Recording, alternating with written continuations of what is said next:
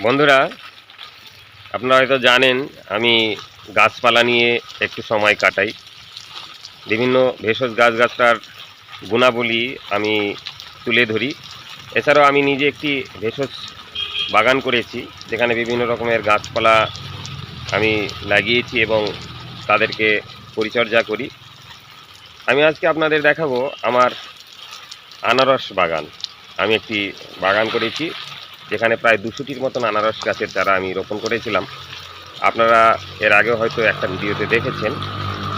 তো মাঝখানে আমি একটু কাজের চাপের জন্য এই গাছগুলোকে সেরকম পরিচর্যা করতে পারিনি। এই মুহূর্তে আমি গাছগুলোকে একটু জল দিয়ে দিচ্ছি। গরম পড়ে গেছে, মাটি খুব শুষ্ক, কাজেই একটু যদি জল না দিয়ে দেওয়া যায় তাহলে গাছগুলো ভালো হবে না। ফুল এসছে, আমি দেখাচ্ছি আপনাদেরকে। এই গাছগুলো দেখুন কত সুন্দর গাছ। এই যে দেখুন, এই গাছগুলো ফুল চলে এসছে। হ্যাঁ, এই দেখুন প্রত্যেকটা গাছেই কত সুন্দর ফুল এসছে এবং আস্তে আস্তে আস্তে আস্তে এগুলো কিন্তু বড় হবে। এই গাছগুলো ফল আসতে প্রায় 2.5-3 বছর সময় লাগে। যেহেতু এগুলো আমি আপনাদের বলেছিলাম যে ফলের যে মাথাটা, সেই মাথাটা লাগালে কিন্তু সময় লাগে। আর এই গত বছর এই যে এই গাছটায় ফল এসেছিল, এবার ফল আসার পরে যখন সেই ফলটা কেটে নেওয়া হয় তখন ওই গোড়া থেকে আবার ছোট ছোট গাছ তৈরি হয়।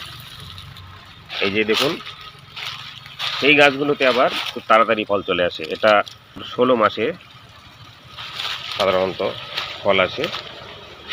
তো এই যে এখানে আরেকটা গাছ, এগুলো গত বছর ফল এসেছিল, কেটে দেওয়ার পর এক একটা গাছের গোড়া থেকে আবার 2-3টি করে চারা গাছ তৈরি হয়েছে। এগুলো খুব তাড়াতাড়ি ফল চলে আসবে। এইভাবে আমি গাছপালার সাথে অবসর সময়টা কাটাই, মানসিক তৃপ্তি পাই। এই ফলগুলো আমি সবাইকে দিই। যখন কারো হাতে তুলে দিই তখন তারও ভালো লাগে, আমারও ভালো লাগে। এরকম ফল গাছের চারা এগুলো আমি প্রতিনিয়ত দিয়ে থাকি। আপনারা আমার সঙ্গে যোগাযোগ করতে পারেন।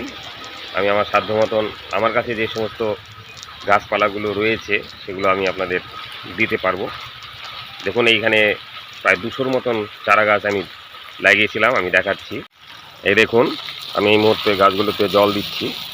এই 200 গাছগুলোর মধ্যে থেকে এখন সংখ্যাটা কমে গেছে। আমি সময় মতন এদের পরিচর্যা করতে পারিনি, যার জন্য তবু এখানে প্রায় 150টির উপরে 160-65টির মতন হয়তো চারা হবে, এখনও বেঁচে আছে। আমি এগুলোকে সাধারণ যে সমস্ত জৈব সারগুলো আছে, গোবর সার, গাছের পাতা ইত্যাদি পচা, সেগুলো আমি এগুলো দিই। খৈল পচা এর গোড়ায় দিই। আর এই যে দেখুন, মেহগনি গাছের পাতা পড়ে আছে, আমি কিন্তু এই পাতাগুলো তুলে ফেলে দিইনি। কারণ কি, এই মেহগনি গাছ এইখানে আছে, এই মেহগনি গাছের পাতাগুলো তেতো হয়। এই পাতাগুলো এই জল দিয়ে দিচ্ছি, এগুলো কিন্তু পচে গিয়ে কিন্তু এরা আস্তে আস্তে সার হয়ে যাবে এবং এটা কীটনাশক হিসাবে কাজ করবে।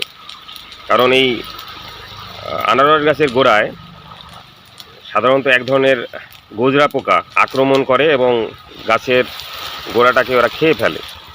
তো আমি দেখেছি এই মেহগনি গাছের পাতা যদি থাকে তাহলে কিন্তু এগুলো পচে মাটিতে একটু তেতো ভাব আসে, তাতে কিন্তু গাছগুলো সহজে নষ্ট হয় না।